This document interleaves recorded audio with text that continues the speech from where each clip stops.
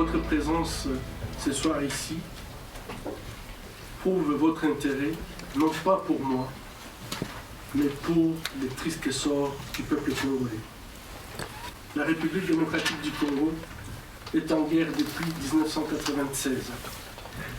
Il est vrai que certaines régions ont été pacifiées, mais la région est de la République démocratique du Congo a né le ventre mou.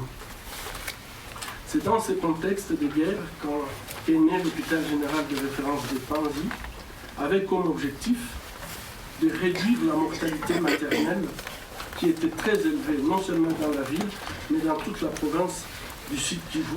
Et ceci était consécutif à la guerre, mais aussi au manque d'accessibilité aux structures sanitaires existantes. Mais très vite, nous allons observer et être surpris de voir que les malades que nous recevons, que nous accueillons à l'hôpital, présentent des lésions génitales graves consécutives au viol, torture et mutilation. En fait, les malades que nous recevons, elles ont des récits qui se ressemblent en fonction du groupe armé responsable du viol. Je trouve que nous devrions tous nous soulever comme un seul homme et protester partout au monde, même si c'était une seule femme qui était violée.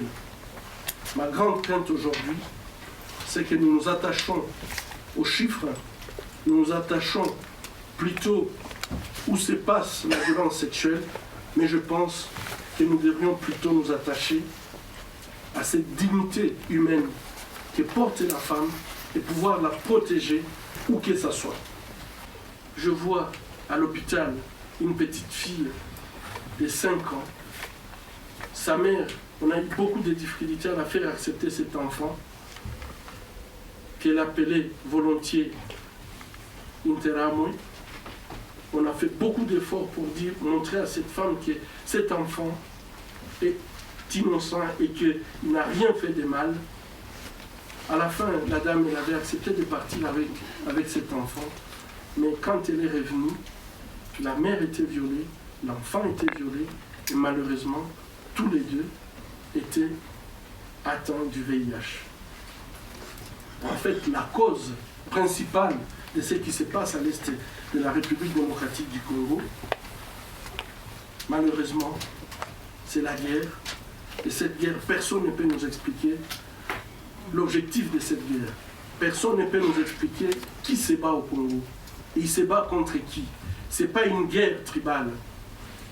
Les combats qui se font toujours autour des mines. Ce sont des combats qui se font pour contrôler les richesses du Congo.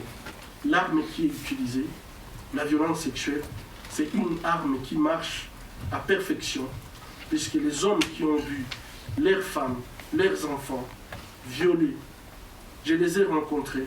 Malheureusement, tous ces hommes, ils ont perdu leurs moyens.